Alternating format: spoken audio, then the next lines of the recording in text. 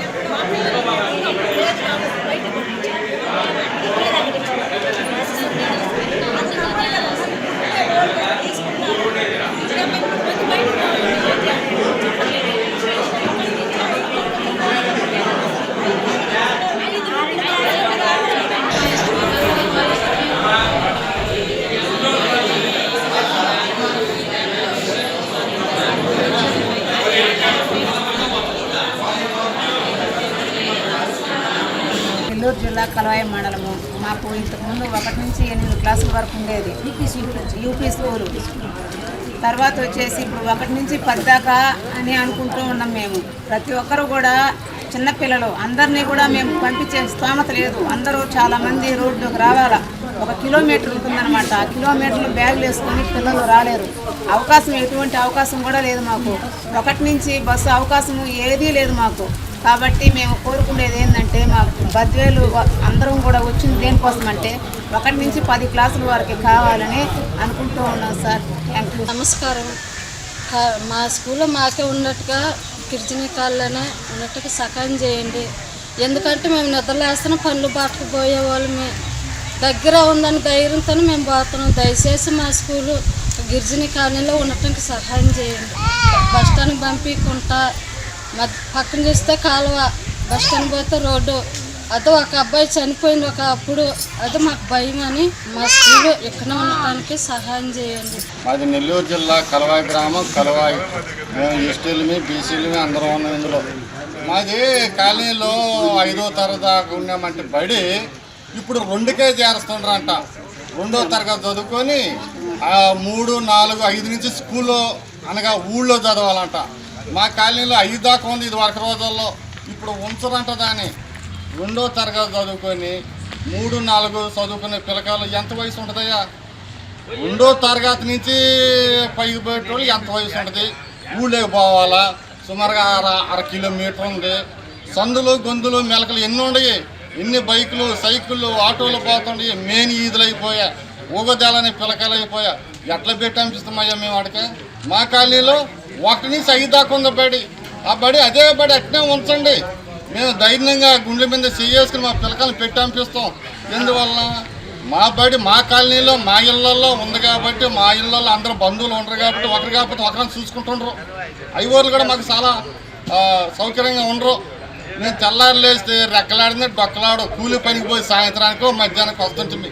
మా పిల్లకాయలు బడికి పోయి హ్యాపీగా వస్తుంది. ఇప్పుడైతే పర్వాలా 1 నుంచి 5 దాకా ఉంది కాబట్టి దాన్ని ఇప్పుడు 2వ తరగతి దాకా పెట్టి 3, 4, 5కి స్కూల్ కాడకు పోవాలంటే ఊళ్ళోకి మేము పోలేము స్వామి. మేము పెట్టంపిలేము కాబట్టి మాకు ఇప్పుడున్న బడి 1, 2, 3, 4, 5 ఎట్లా ఉందో అట్నే ఉంచే పక్షం అయితే మేము పిల్లల్ని పెట్టంపిగలుగుతాం. బడికి లేని పక్షాన 1, 2వ తరగతి చదివించి మా పిల్లల్ని పెద్ద బడిలోకి పెట్టంపిలాకి ఇళ్ళలో పెట్టుకునే ఒక అవకాశం కల్పించేది మీరే చేస్తుంటారు పనులు. కాబట్టి మేము పెట్టంపిలేం. అంతవరకు జై హింద్.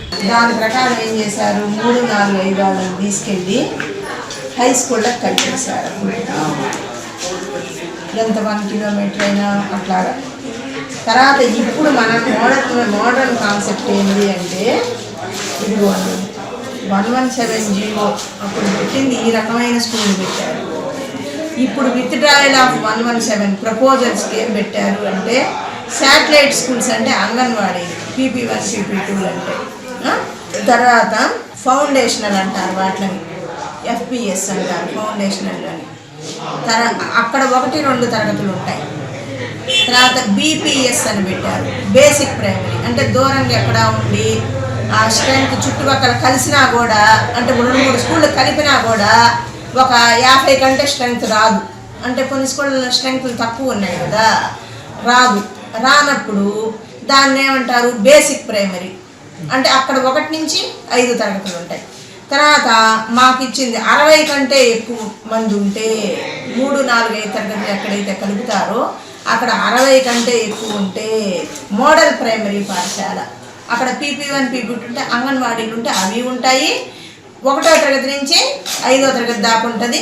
అక్కడ ఏంటంటే క్లాస్కి 1 టీచర్ ఉంటారు. ఇప్పుడు BPS అని చెప్పాను చూడండి, అక్కడ మాత్రం 20 మంది పిల్లల వరకు 1 టీచర్ ఉంటారు. 21, 22 ఆ పైన అయితే 2 టీచర్లు ఉంటారు 40 దాకా. 60 దాకా అయితేనేమో 60 పైన దాటితే 3 టీచర్లు అట్లా ఉంటారనమాట ఆ రేషియో ప్రకారం. ఇప్పుడు వీళ్ళు చెప్పేది మోడల్ ప్రైమరీ స్కూల్స్ అని పెడితే అక్కడేమవుతుందంటే 1 నుంచి 5 క్లాసులు ఉంటాయి. 5 క్లాసులకి ఒక్కొక్క క్లాస్కి ఒక్కొక్క టీచర్ ఉంటారు. పిల్లలకి మంచి క్వాలిటీ ఎడ్యుకేషన్ అనేది అందుతుంది.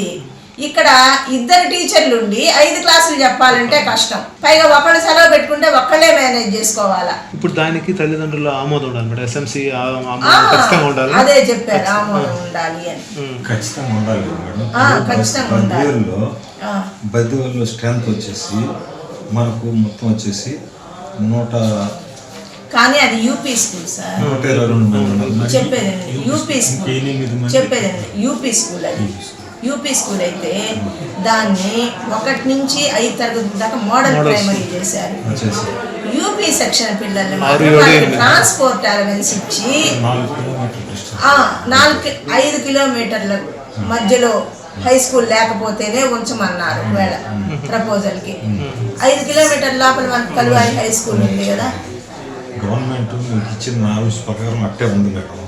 కానీ అక్కడ వాళ్ళు రిజెక్ట్ చేస్తున్నారు. రిజెక్ట్ అంటే సార్ ఇప్పుడు మన కొత్తగా ఇచ్చింది జీవో 117 తీసేసి అసలు యూపీ అనే కాన్సెప్టే లేదు దీంట్లో. యూపీ స్కూల్స్ అనేవి ఉండకూడదు అని.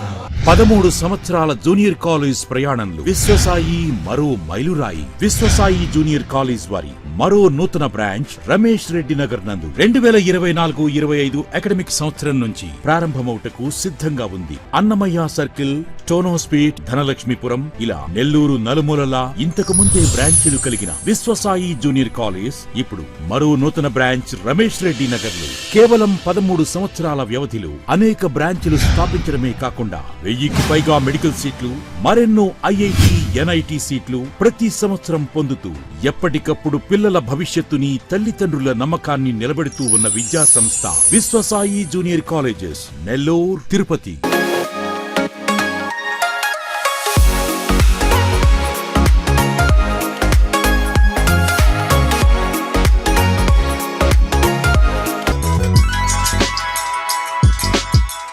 Hi Nilor, please subscribe to N3 TV.